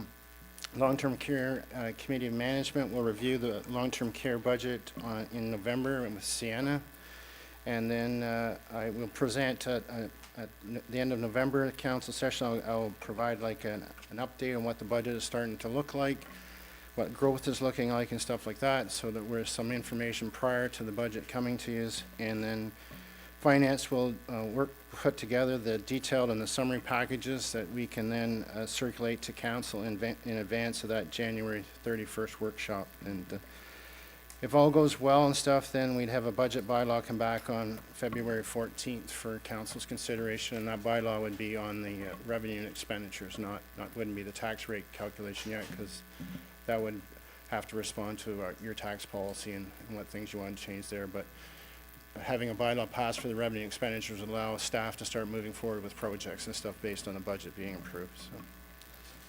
So that's what we're proposing, and I hope that you feel that's an appropriate manner to proceed with this budget for 2019. Any questions? Councillor Fosbrook? Thank you, Mr. Warden. Thank you, Kevin. So when I looked at this, I interpreted that to mean that the new council will see the budget for the first time on January 31st, and you're hoping that they're going to approve it on January 31st. I was intending that I would hope they would look at the minutes from November when they're circulated as well, that they would see what the budget is looking like, and yeah, then we would enter into a budget workshop with them. And if we have to take longer, we will, but that's, we don't have a session in December other than selecting committees and inaugural, so, and I was trying to keep budget as a separate day to deal with it as we had last year, so. Well, I have concerns that, one meeting might not be sufficient discussion, and I'll just leave it at that. No, and if it's not, we'll plan more meetings, that's for sure. Kevin will certainly call more if he needs it. Okay, any other questions? Councillor Eccles? As always, we'll have a bylaw resolution for 50% of last year to get some of those projects out there and going ahead of, even February the 14th. That's right, that, in that 10-year capital forecast, that was part of the motion but again, staff, to move forward with that, have to come back through committee of the whole and council with, looking for a resolution to proceed. So they can't just go and do that. They need to come back still here through if they want to advance something in that manner. And there may be reasons why, like, we've done it for trucks, for example, already. But if there's other reasons with working with partners or provincial funding to meet deadlines or something, those things could occur, yes. Further questions? Move to approve this report. All in favor? Thank you, Kevin. You're up for the next one. Yeah, I'm going to put that one on the floor. That's the report FRCW 2118 be received, and that the county council authorize staff to apply for funding from the Federation of Canadian Municipalities Municipal Asset Management Program to advance the county's asset management program by undertaking camera inspections and condition assessments of the county's stormwater sewer infrastructure. That county council acknowledges the commitment to fund any project costs that are not covered by the FSAM grant, and these costs to be funded by transfer from the Transportation Services General Reserve, and this be included in the 2019 budget up to a maximum county contribution of $350,000, and that staff be authorized to proceed with this grant application prior to the county council's approval as per section 25.6B of the procedural bylaw 5003-18. Councillor Wright puts it on the floor. Seconder, please. Councillor Councillor Greenfield, sorry. Any further? Go ahead, Kevin. first of all, I should identify, this says prepared by Amanda Brooks, Asset Management Coordinator. And Amanda is here today, so stand up, Amanda, so everybody knows. Thank you. Thank you. Amanda just started with us at the end of August, so she was included in the 2018 budget. She's a chartered professional accountant and comes from BDO to work with us, and so in finance, we're very happy to have her here to help us move along our asset management program. Thank you. This was one of the first things I assigned a task to her, and before I get too far in this, we've been speaking with the ministry on this and trying to make sure we were presenting our application properly, because we know this is a 2-year project. It had to be completed in 11 months. How did they want this to read, et cetera, et cetera. We checked again yesterday on this, and the call for applications for asset management grants is now closed to non-Quebec municipalities. So we're kind of shut out here, but what I'd like to say, I would still like to continue on with this, because right up until yesterday when we were talking to the staff there, they were saying, get it in, and I'm not, would all these be approved that have been applied for and stuff? So I would still like council to consider this, putting this forward and getting your endorsement, and I'd like to still continue with the staff dealing with this grant to see if they could take this on as a provision if something other are not accepted, and there is some funding left here at the end of the day, but chances that I understand could be slim. But again, I would still like you to consider this motion. I don't, if you're in agreement with it, I don't see any harm, at least allowing staff the provision if we can work somehow with the staff there, that they could at least take this on, have it on the side of their desk if they needed something like this. But anyway, we had, like I said, we assigned a man. We started working on projects with transportation, what they felt their biggest need was, and they identified to do camera inspections of all these sewers, stormwater sewers. We have to even get them mapped all and everything. So that was the project we were putting forward here to help us with conditions and to identify all these assets and then help us make better decisions when we're doing road work and stuff. So So we were going to request 50,000. We have everything ready to go. We'd even met with the clerk's office to have this resolution go out today. And even, like I said, we were aware of the end of August that they said that submissions would be accepted to October 23rd. At the MFOA conference last week, they said they had changed that, and they said we're anticipating this would end now on October 11th. I still felt this Thursday we'd be all right, but that has fell through as of yesterday when we checked the website. So anyway, I apologize for this. It'd been nice to have had it in 2 weeks ago, but we were working on it, trying to get what this would cost, checking with other municipalities, tenders and stuff, figuring out how many kilometers we actually had, et cetera. But I would still like to see, upon your approval of this, I would like to still chase this and see if I can get anywhere with it still, but anyway. Thanks for that, Kevin, thanks. Questions of Kevin on this? Yes, Councilor Bell. Just a comment, Mr. Mayor, let's get it approved and he can still get it in today. I can try. That's the plan. We'll try. We'll talk anyway. Yes, Councilor Fosberg. So just to be clear, there was a deadline and then it changed? Or did they say, sorry, we've got enough applicants?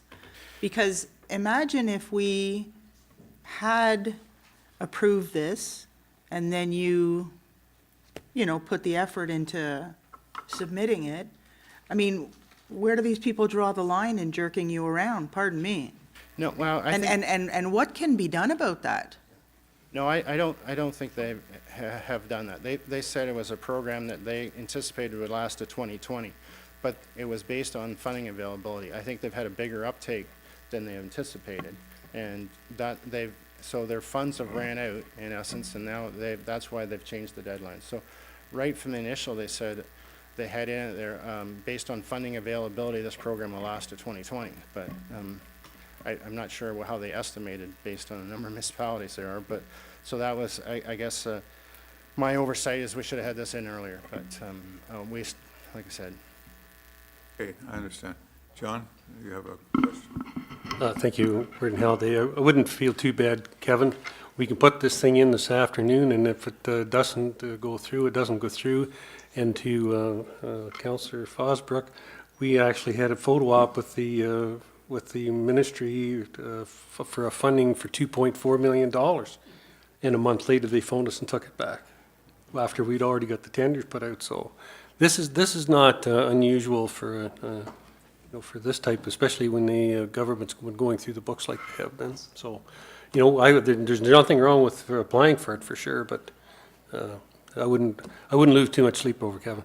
Well, I always like to get money if I can get it, so but it's, you've provided us the resources, and this was one of the first things I signed, and I feel bad for Amanda because she's put a lot of time into it as well, and working with Trevor Earton, our engineer in transportation, figuring out a good project, and then this happened, so I feel bad about it that way. So if we pass this, the project still goes forward? I still want to pursue it with them and see if they can at least take it on a provision that there's some that aren't approved or something like that, and there's some money left or something, that there would at least be there for them to again review, and it still might not be, successful even with that. I know there's others that have applied and been turned down, but I would still like to pursue it to see if there's any chance, Just a quick question on FCM. Are they getting the money from the federal government, or where are they getting? Oh, okay. So they're managing this federal government program. And it's the federal government that keeps changing their mind? Well, Not FCM? I don't say they have. I think they overestimated the 50 million, how far that would go with a number of municipalities, and I see. So there was no control valve and decision-making to the end, then they just, I think they're Okay. higher than anticipated applications is what they've said. all right, okay, well, that's understandable. But okay, so any further questions? Let's call the motion. All in favor? Can I just ask one more? Question's been called. Motion's called. All in favor? Pass, okay. Thank you. Okay,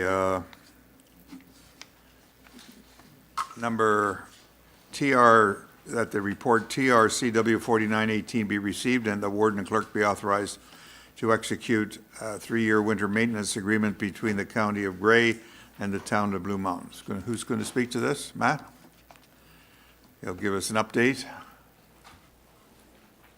Put that on the floor. Warden, councilors? Early and Bell. BB. Yes, hi, Matt. Come on. So this report is to approve a winter maintenance agreement with Town of Blue Mountains. Basically, it's a formality. The agreement's already been agreed to by the municipality and with the county. And essentially, prior years, the county had been plowing 0.6 kilometers of TBM roads in the hamlet of Heathcote. And we were doing 2.4 kilometers on the main line, the connecting link on Highway 26 through Thornbury. So essentially, due to operational constraints, logistics, it's more prudent for the county to concentrate on our roads rather than do the connecting link portion. It's a different level of service and requires a little bit more logistical planning to try and get it done, and takes away from our operations. So that's essentially the background, and again, like I say, it's kind of a formality. Update. Any questions, Matt? Yes, John. You're happy? Well, I guess that it's really prudent that we bought we have 3 additional snowplow trucks this year, because I don't know what we'd have done if if that hadn't been in the works. But I guess just the question, and you alluded to it, Matt, that I mean, the county level of service is above what the municipality, and you must be talking to Reg and Jim about this, because to get to this highway level, that's going to really change our level of service in the town of Blue Mountains far above what we do, and as you illustrated or indicated, above the county level. Yeah, taking a step back, I guess I should have mentioned this is our maintenance manager's report. So he was dealing with your staff with coming to this agreement. Essentially, we don't do any other connecting links on provincial highways. It's kind of more of something that would be fall into the winter, the area maintenance contractor who's already doing that road. So, for instance, right now you have Miller Contracting going down the road. He gets to Thornbury on Highway 26, lifts his blade, drives through, puts it down on the other side of town. So it'd be more, it would make more sense for, say, them to do it, per se. But these conversations go back to early summer, in fact, late spring, before the summer, so it's kind of what it comes down to. Yes, CEO has a comment. It was my understanding that we certainly didn't want to leave Town of Blue Mountains in a lurch, and it was my understanding that an arrangement has been made with Miller to be able to take on this work. Is that your understanding as well? Well, as I said before, we've got 3 additional snowplow trucks this winter, and we've purchased them already, and we're hiring staff to man them for the winter. So, it could even be that we can, the town of Blue Mountains can actually do it, but if Millers are available, that actually is the better solution for sure. So you're in good shape, you have options. Like everybody's happy? Okay. Let's call the motion. All in favor? And Matt, thanks, Matt. Okay, here we have the bouncing ball of decreasing payments. So that SSRCW 1518 regarding a further amendment to the Child Care Ontario Transfer Payment Agreement, decreasing the funding from $8,917,312 to $8,800,778 be received, and that staff be authorized to execute the 2018 Child Care Transfer Payment Agreement, fourth revision, with the Ministry of Education prior to County Council approval as per Section 25.6B of the Procedural Bylaw 5003-18. Put that on the floor. Councillor McKean, Councillor Frostbrook. Yes, Barb. Thank you. Thank you, Mr. Warden. This report is not unfamiliar this agreement is not unfamiliar. We've been here 3 times before, and this is our hopefully last time to present the transfer payment agreement for children's services for Grey County. We received the updated report and allocation on September 12th, and we followed up with a teleconference with the Ministry of Education just last week, in which they advised us they had a very short turnaround time, and that's the reason for us to ask for authorization prior to County Council approval in our motion. We are looking for approval. The short descriptor of this whole report is that we've lost $116,000. Certainly nothing compared to Town of Blue, but we are feeling the same kind of transition where things are being announced earlier on this year and re-announced now. So during the transition period, things were quiet, but they're slowly starting to come through, and this is one of our first where we've been advised we have lost some funds into next year. So just looking for some approval today to sign this and send back to the ministry. Yes, Councillor Fosbrook? I'd say, given the hour of the day and your deadline, call the question. Okay. Any other discussion? All in favor? Great, thank you. Got it. Thanks. Okay, so we're going to go back to the consent items here at this point in time.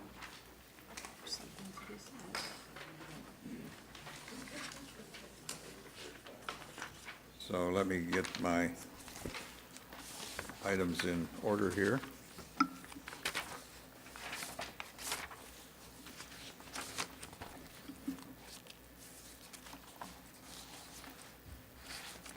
Well, that's great. If I could find page one, I'd be in great shape. There it is. Okay, so we're going to bring them one at a time. And first one up is that the minutes of the Grey County, the Grey County, the Blue Mountains Task Force meeting dated June the 7th, 2018 be adopted as presented. Put that on the floor. Councillor Greenfield, Councillor Bell, discussion? Yes? Thank you, Mr. Warden. So in reviewing the minutes, I note that this is a June 7th meeting. I'm not sure what the process is for timing. And these minutes tell us that there was a meeting taking place in September, which I assume has already taken place. And again, I can't get notification, so I just note that. More particularly, in relation to drainage, it states in the second paragraph, depending on if you interpret the first one, anyway, it states, for any development or revisions to development proposals, comments from the local municipality and the Conservation Authority are key when it comes to stormwater management / drainage matters. I'm just looking for clarity because I'm trying to still figure out what does the Conservation Authority do with relation to drainage, because I thought it was nothing. So, Randy will take that on. There wasn't a September meeting, by the way. there was? Wasn't. Okay. From a drainage perspective, for conservation authorities, it's when it's within a regulated area, or there's hazard lands and other features like that that are involved. In this particular one that was being discussed, it is within a regulated area and hazard land, so normally that's the case for proposed drainage and stormwater management on properties, is that conservation authorities are involved in the review and comment on those pieces. Local municipalities, of course, are another key part of that as well. Thank you for that. Thank you for that. And the other point that I wanted to mention was the Western Ontario Wardens Caucus Economic Development Strategic Plan. This is, again, an entity that I don't hear a great deal about, and I just wonder, is there some formal process that we should be... Where is that mentioned? That is the last page of the minutes, just above other business.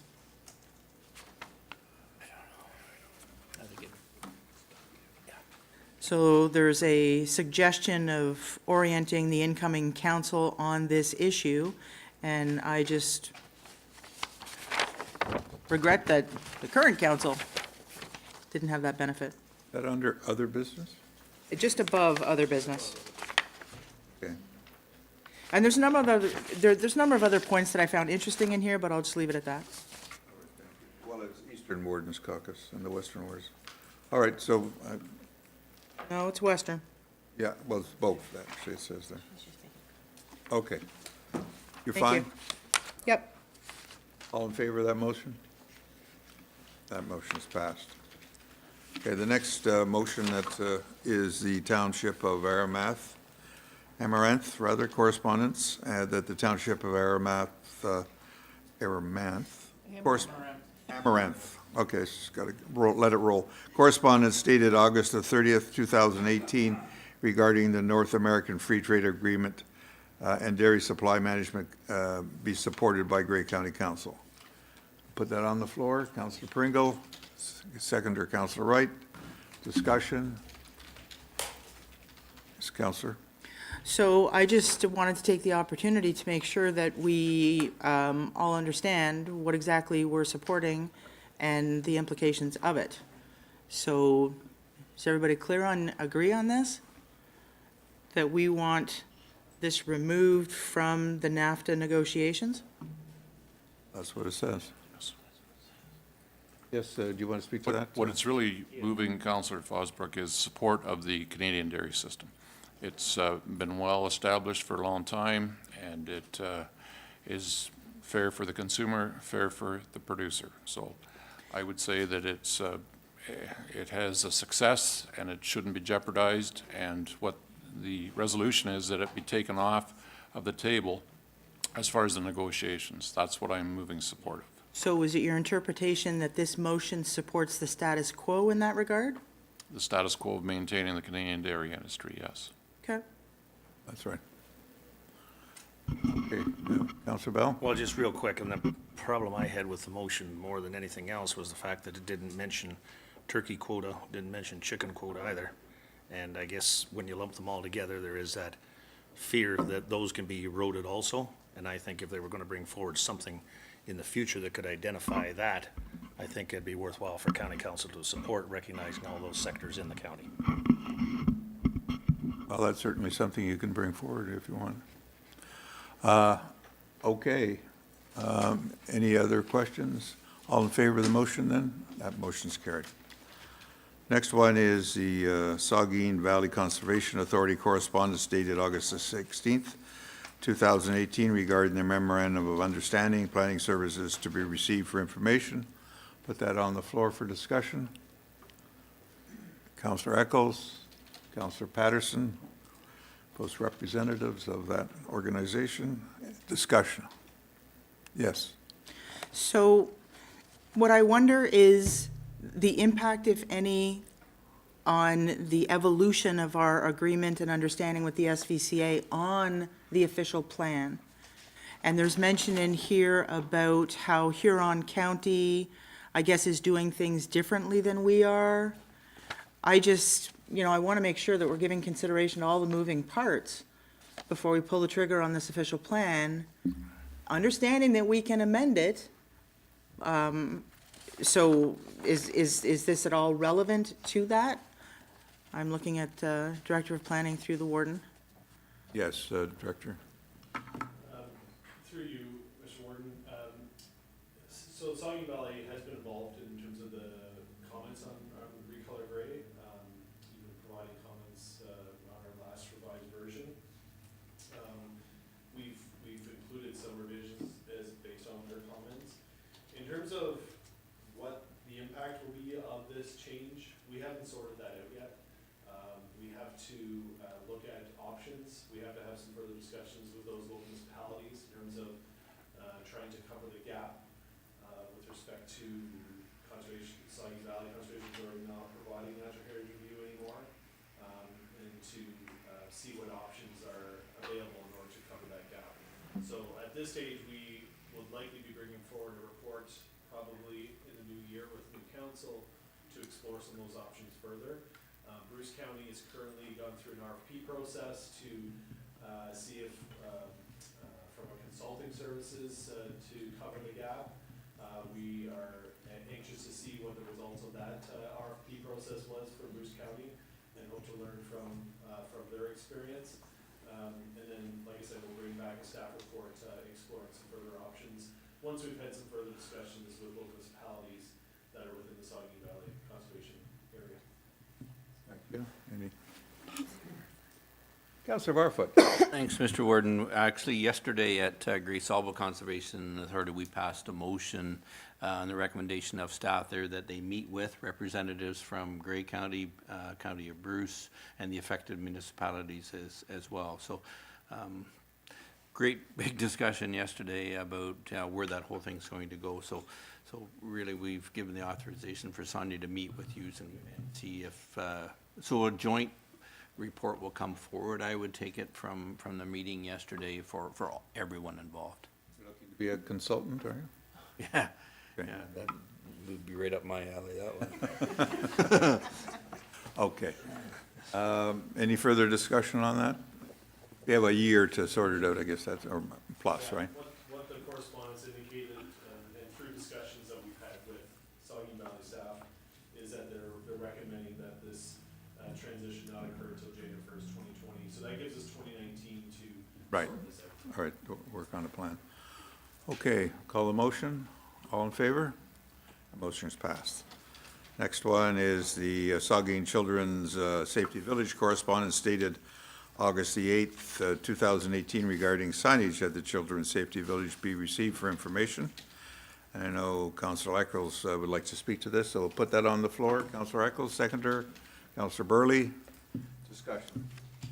Well, I see it's just received for information, and what I would be that receive for action. There's a request in there for the signage for the Children's Safety Village. Yes, the county did put forth some money. I'm going to say it's probably 5, 6, 7 years ago. Maybe it might even be back in 2011, when the village is just about ready to open and be able to supply training for all kinds of, all different ages of children, and specifically for rural Ontario, making it different than most other safety villages around. The request is here for a nominal fee to do all the street naming. I think it would be very good for the county to get into that. I believe it's $1,850 for the signs and another $600, and from staffing at the county depot that it can be done. And I believe we still have funding in our sponsorship that's under control of the, that's where I would suggest that the money comes from. It'd be under the control of county council and for sponsorship, that the $2,400 and $50 come from the council at sponsorship funding. I'll add that to the, yes. Madam CEO, you want to? Just a little bit of good news. When we originally did the calculation on what this project would cost to do internally, we had included the cost of our own staff actually installing the signs. That it's been brought to our attention that that's not necessary. We just need to produce them. So the actual ask has been reduced to the cost of the signage, which is $1,650. That's $1,650? Okay. Do we Right. put that number in there then? Yep, with that knowledge, certainly. Okay, so this 5-0. amendment. There you go, you've got it now, Kath. Right. Okay, let's put that on the floor. Still move it, yeah. Well, Councillor Eccles, Councillor Bell, second. Any further discussion? Kevin, yes, sir. Just the word fund, can you change that to sponsorship reserve, please? That'd be all. Thank you. Reserve, right, okay. Okay, any further discussion on that? All in favor? That motion is carried. Now go back to the main motion. Do we need to amend that? Going to change, we receive for action, or how do you want to work that amendment in there? Okay. I think Councillor Eccles said action. Yeah, I think.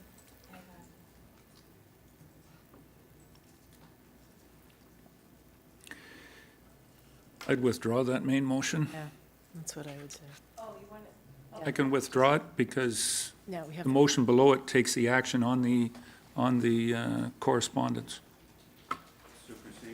without going through another motion of a motion? Exactly. Thank you. Okay, I like that. Okay. He's okay with it, Mr. Burley's okay with it? You, Mr. Burley? Mr. Burley is okay with that. All right, so that, we've called that motion and everything's okay, so now it was carried. The next one is declaration of surplus land in West Gray, that the property described as part of Park Lot 8, north side of Chester Street, West Plan 500 Durham, as in et cetera, be declared surplus as approved by resolution CW 98-18, and that the land be valued based on the Municipal Property Assessment Corporation assigned value, and that the clerk be directed to provide notice of council's intent to sell the property in accordance with the sale of land procedure for affordable and market rent housing units following receipt of a successful proposal through the request for proposal process. Put that on the floor. Councillor Eccles, seconder. Councillor Pringle, any further, any discussion on that? Yes, Councillor Fosber. Thank you, Mr. Warden. So, background and discussion, bottom of the first page. The county has maintained the property and paid taxes on it since that time. I'm not going to read the whole paragraph. Did we think we owned this and it turns out we didn't? And who do you pay taxes to when you don't own something? Left pocket. I can try and answer this. It goes back a little bit before my time here, but when eventually, or originally at devolution in 2001, there were a number of properties that were transferred. We own the building right beside it. The county does, Twin Pines Building, and this land was a vacant lot that was thought to be part of it. So we've been paying taxes to West Gray because we pay taxes to our buildings, all pay in our land, we all pay taxes to municipalities. So it was when we went to do something with the land that we recognized that we didn't actually own it. So we went back and forth with the province. The province didn't think they owned it either. So it took us a while to figure it out. But through this process, we have actually now have the property transferred to us. Okay. It should have come down at devolution with the rest of them. Well, thank you for that. So the other question is, so we're deeming this surplus, but we also have an RFP that closes today. So somehow in here, I read the report and I got the impression that we're doing this and then we're going to do the next step. So the RFP closes today, but it talks about providing notice of the surplus land. If this report is supposed to trigger the notice, but the RFP closed at 2 o'clock today, then I'm missing something. Like, is this supposed to provide notice? No, not that I'm aware of. Again, I'm clerks. If you have any better knowledge of this, please let me know. But as far as I know, this is all part of the process. So back in April, when we went, we know that we had to do the transfer of the land. So the land was transferred to the county. We were told that, we recommended that a request for proposal be put out, and that the land, once the transfer of lands was completed, that we would proceed with the intent to declare the land surplus. So the lands were only completed, the transfer only completed a month ago. So that's why we started this whole process with the RFP, and then that's what triggered this process too. I don't think there's actually an order that has to happen, it just all has to happen. That's my understanding anyways. I could be wrong if you have anything else. Okay. Thank you. Yes, Councillor Burley. Thank you, Mr. Warden. I just wondered, would West Gray be giving the county back a No. rebate on the taxes since we didn't own the land, we paid taxes? Already spent. Under errors and omissions. Yes, Councillor. And I guess it'll depend on the RFP, but what were we thinking we were going to, how many units of affordable or market rental housing units were they're thinking that would be possible in this piece of land? And very well. As up part, on. sorry, thank you. As part of our RFP, we'd put out there that we have funding from the province to fund 6. But we also asked, and with our rating system, if there was the ability to provide more, then of course they would get a better rating. So we're kind of hoping for a minimum of 6. And even just even purpose-built rental is excellent. So if we can get 6 or more units on that land, we would be happy. We have 11 units on the land beside it. Councillor Eccles. I hope that whoever wins the RFP, Anne-Marie, they are very much quicker in doing the build than we have been in getting the property into our name. For everybody else that's around here, I think I'm only succeeded by Councillor Pringle and Councillor Barfoot will be the only 2 that are here since we started this process of trying to get the province to give us ownership back onto this property. It has been a very, very arduous journey. I'll leave it at that. So when you're right, you get it eventually. All right. So any further discussion? Not seeing none. All in favor of that motion? That motion is passed, carried. Okay, so now we go back to the main agenda, and we are at 9. There is no closed meeting matters. So number 9 is other business. Any other business being brought forward? Seeing none, we'll pass on to that. Moving on to number 10, the notice of motion. Anybody? Yes, Councillor Burley. I'd like to bring a notice of motion to amend the official plan, and I'll have my people work with the clerk to prepare the motion.